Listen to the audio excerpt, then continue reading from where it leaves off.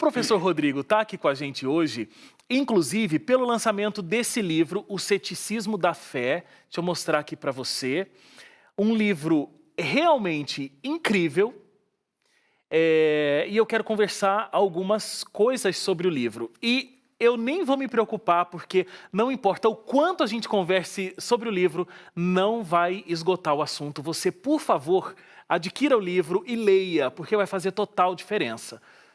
Porque, inclusive, você mexe num tabu, professor, muito complexo. Porque quem tem fé acredita piamente naquilo e não acredita que essa fé deva ser questionada. Muitas vezes nem por um terceiro, e quase que 100% daqueles que têm a sua fé não acreditam que ela pode ser questionada por eles mesmos. E você já coloca o dedo nessa ferida e diz assim, olha, para que o... Estou aqui parafraseando, né? Não são essas exatas as palavras, mas para que a sua fé seja realmente consistente, você tem que questionar, porque quando a gente questiona, a gente tem respostas, e essas respostas vão ser transformadas em conhecimento, e aí você vai ter uma fé solidificada. Aí você mexe com todo mundo, né? Porque você está falando de fé, então no mundo acadêmico isso é muito complicado. Falando de questionar a fé no mundo cristão é extremamente complicado. Você mexeu aí num vespeiro, né? Num vespeiro e conscientemente. Consciente, inclusive, das reações que podem advir a partir disso. É lógico que esse livro, Wagner, em primeira instância, ele não foi escrito pensando no cristão, no religioso piedoso. Embora, é claro, não é um livro que não sejam bem-vindos os de fé para lê-lo. Claro. Mas, em primeiro lugar, eu escrevi para pessoas que ou não têm fé ou nutrem sérias dúvidas em relação àquilo que acreditam. Aquele que está com sua fé bem resolvida também é bem-vindo a ler, mas não é uma linguagem de púlpito, não é uma linguagem de culto. Não é uma linguagem nada igrejeira. Nada igrejeira. Também não é uma linguagem acadêmica, muito hard e tudo, embora... Não é uma tese de doutorado. Exatamente. Embora alguns assuntos, por mais que você esmiúce, não é tão fácil transformá-los em linguagem comum. Mas eu tentei ao máximo, mesmo sem ser jornalista, fazendo uma linguagem jornalística. Partindo de dois pressupostos. Primeiro, para aquele que não tem a Bíblia como referencial, eu me baseio em Descartes. Descartes diz que o homem deve duvidar de tudo para acreditar em alguma coisa. E a partir do método cartesiano, que, por incrível que pareça, apesar de Descartes ser uma pessoa comprometida com a fé em Deus, Descartes é muito aplaudido pelos ateus, pelos céticos, e falam muito do método cartesiano da dúvida absoluta.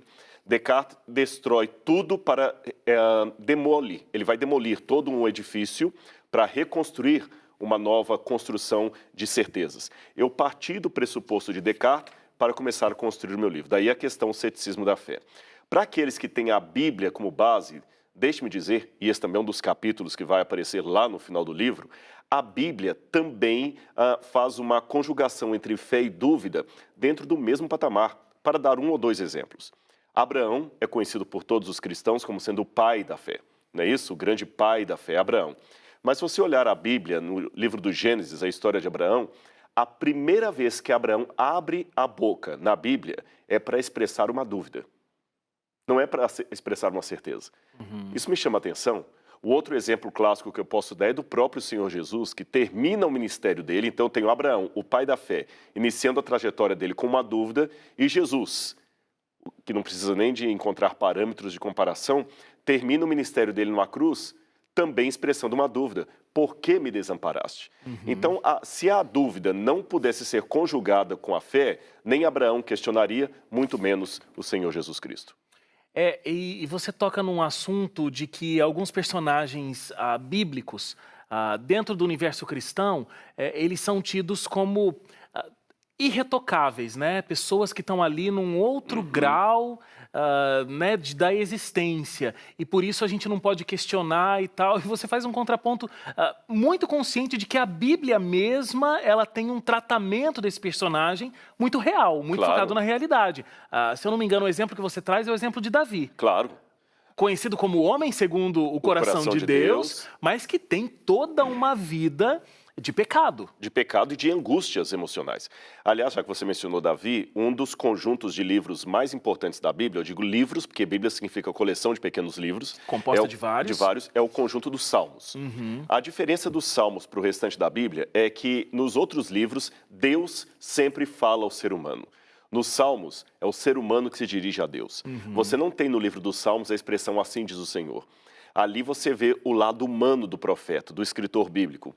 E o livro dos Salmos está permeado de dúvidas e questionamentos. Senhor, até quando fugirás do meu clamor? Eu clamo de noite, o Senhor não me ouve. Eu clamo de dia, o Senhor finge que não está ouvindo. São questionamentos. Então, o próprio Deus nos aconselha. Fazei prova de mim, diz o Senhor. Provai e vede que o Senhor é bom. Essa expressão no hebraico, provai que o Senhor é bom, é ta'am no hebraico, é provar no sentido assim, examine criticamente, vinde, arrazoemos, diz o Senhor. O que é arrazoar? Fazer o que estamos fazendo aqui. Vamos conversar. Olha, eu acho que tem que colocar a caneca lá, eu acho que é aqui, você vai apresentar seus argumentos. Deus senta para debater conosco, isso é interessante, para nos convencer, é o culto racional da fé.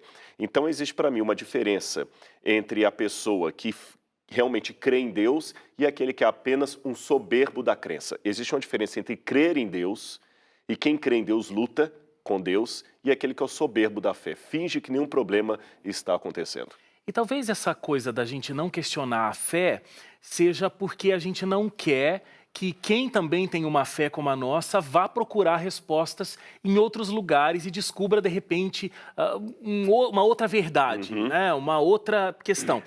Tem até um parágrafo aqui, você diz o seguinte: isso não significa que eu preciso experimentar todas as coisas para ter uma opinião legítima sobre cada uma delas. Cuidado com os exageros. Então, ter a mente aberta é uma virtude, mas não a ponto do cérebro cair para fora. Então, você vai construindo um processo racional de questionamento e toda uma atribuição teórica para a resposta a essas perguntas. Exatamente. Eu não preciso ir lá experimentar o outro lado, mas eu posso entender o que esse outro lado pensa, o que esses outros lados pensam e onde é que essa outra fé ou esses outros conhecimentos estão fundamentados. Exatamente. Eu não preciso usar drogas para saber que drogas fazem mal à saúde. Por exemplo. Mas também não posso ficar no meu mundinho julgando os drogados com o meu código de valores. Eu nunca vou conseguir compreendê-los e até adverti-los do mal. E no que diz respeito à vida cristã de um modo geral, à vida religiosa, se me permite, eu vou até ampliar um pouquinho mais, eu até colocaria que esta é a diferença da fé bíblica para a fé islâmica, por exemplo. Eu sei que esse não é o tema do programa, mas eu quero tomá-lo apenas à guisa de ilustração. O que significa Islã? Islã é submissão a Alá, que é o Deus deles. E Israel, o que é Israel? Israel é o homem que luta com Deus e prevalece. Se você olhar assim em termos estéticos, é mais bonito falar que você pertence à fé da submissão a Deus do que dizer eu pertenço à fé do que luta com Deus. É melhor submissão do que luta com Deus. Luta parece uma arrogância com Deus. Mas é o quadro de Jacó que nos ilustra e não o quadro de Maomé. Mas qual a diferença? É porque Deus sabe que o ser humano é um ser inquieto, é um ser que questiona, é um ser que tem livre-arbítrio, pensante. Então Deus luta conosco porque Ele não nos quer marionete. E para lutar conosco, Deus até diminui de certa forma a grandeza dele para que Ele possa nos convencer não com o seu poder, mas com o seu amor.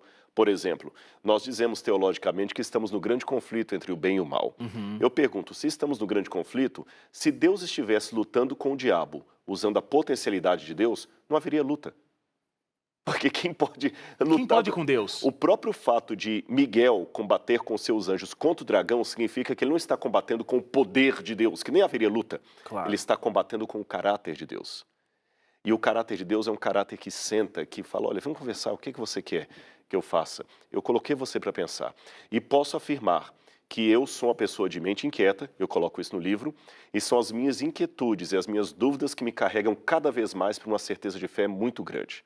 Portanto, o objetivo desse livro não é uma soberba acadêmica ou intelectual, também não é uma tentativa de ofender a inteligência de ninguém, é apenas testemunhar para pessoas cristãs, não cristãs, religiosas, não religiosas, crentes ou ateias ou agnósticas, como que eu, talvez tendo dúvidas muito semelhantes à de Karnal, a de Pondé e outros grandes que estão aí falando de ateísmo, mesmo tendo dúvidas semelhantes às deles, diferente deles, eu encontro cada vez mais uma plataforma segura para acreditar no meu Deus e afirmo, não é um devaneio mental. Eu acho que a forma como você se posiciona é muito interessante e eu lembro que a gente comentou isso de raspão da outra vez que você veio aqui. A gente está vivendo um período de redes sociais onde a ideia do outro é muito combatida por mim que penso diferente. Eu não consigo ter diálogo. Esse arrazoemos que você estava explicando aqui não existe. Com certeza. Porque cada universo fica querendo defender a sua postura como se o outro não existisse. Você se posiciona, quando está escrevendo o livro, dizendo, eu acredito em Deus. E vou dividir com vocês aqui algumas respostas que fui encontrando, enfim. Mas você não ignora o pensamento do outro. Você traz o pensamento do outro e vai discutindo, respeitando. Eu sinto esse respeito o tempo todo. Não é como se você está minimizando o outro para que a ideia dele não tenha valor, mas você está trazendo essa questão e discutindo esse Deus que você acredita. Você se posiciona assim como autor o tempo todo no livro. Eu acho que só isso já é uma grande lição para esses dias atuais que a gente vive, né? Eu procuro. Em primeiro lugar, eu coloco isso que você falou em 3 elementos. Letra A, Deus não precisa de advogados. Você coloca isso no livro, Exatamente. Deus precisa de testemunhas. E se ele precisasse de advogados, há pessoas com OAB muito melhor do que eu para defender Deus. Tá certo? Então tem que aprender com o erro de Pedro. Não é cortando a orelha de Malco que eu vou defender a Cristo. Deus precisa de testemunhas, não de advogados. Número 2, eu posso entender os questionamentos de Nietzsche e ver em Nietzsche uma pessoa sincera, antes de demonizar Nietzsche. Ele faz perguntas que são sérias mesmo. Ele está vivendo uma época em que ele falou, Deus morreu e as igrejas são o sepultamento de Deus. Eu não vou ignorar tudo isso. Eu não vou cair aqui na falácia do espantalho, que é quando você desdenha o outro para fazer fácil rebater o que ele está dizendo. Não, só que eu mostro que mesmo tendo os raciocínios de Nietzsche, eu consegui chegar a uma conclusão diferente de Nietzsche, de Kafka, de Schopenhauer, de outros mais que eu vou citando aí, de Diderot. E, em terceiro lugar, aprender que, uma máxima de Santo Agostinho, no essencial temos que ter unidade. Ou seja, no que diz respeito a amar o semelhante e não odiar, não pode ter minha opinião a sua. Desculpe, se você quer defender o ódio, eu não tenho como respeitar a sua opinião. Na essência, temos que ter unidade. No que não é essencial, podemos ter liberdade. Às vezes você gosta de gravata azul, eu posso gostar de gravata vermelha, podemos ter liberdade. Mas em tudo, caridade. Sumarizando a frase de Santo Agostinho, no essencial, unidade. No não essencial, diversidade, liberdade. Porém, em tudo, caridade.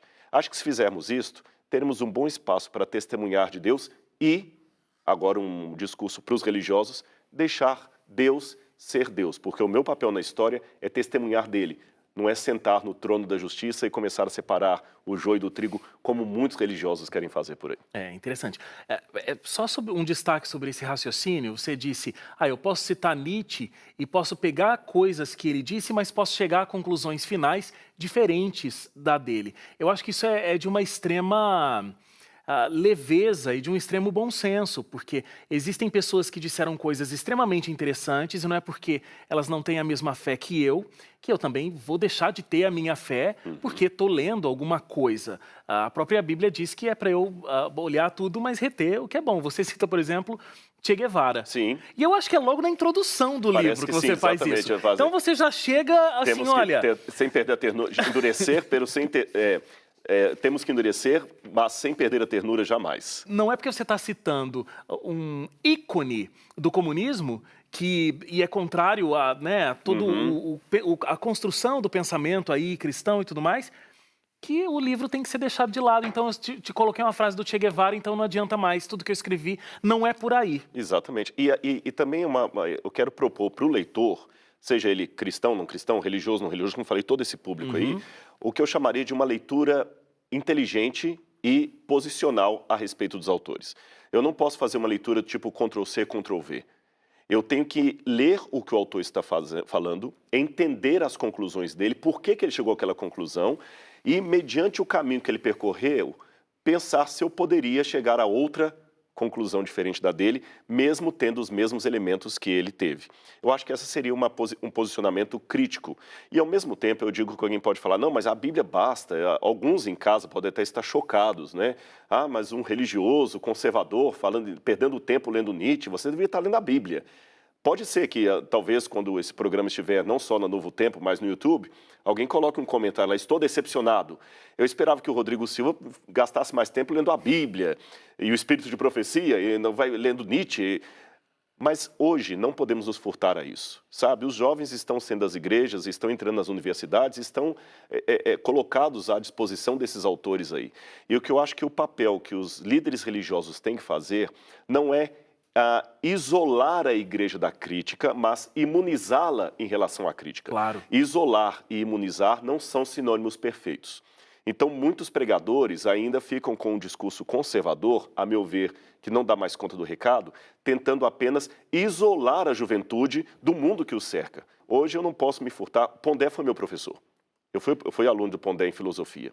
E o Pondé hoje, nada contra a pessoa dele, estou citando que são 2 youtubers que viraram da filosofia, ele, o Karnal e outros mais que eu poderia mencionar aqui, que tem milhares de seguidores na internet e é um ledo engano o irmão religioso, a irmã, achar que o filho dele não está lá no YouTube, olhando os canais desse pessoal e assistindo, e eles colocando perguntas que os jovens, peraí, eu não tinha parado para pensar nisso, né, que aquela velha e feliz história da igreja não faz sentido, ou ele vai para a universidade e tem a fé abalada. Então eu gostaria de mostrar para esses jovens que eu li os mesmos autores e cheguei a conclusões diferentes, tá certo? Não por uma tradição de pai e mãe, porque eu não nasci na igreja adventista, eu me tornei, e também não por uma questão de compromisso piegas, mas, como eu falei, o livro, eu só peço esse beneplácito a meu favor.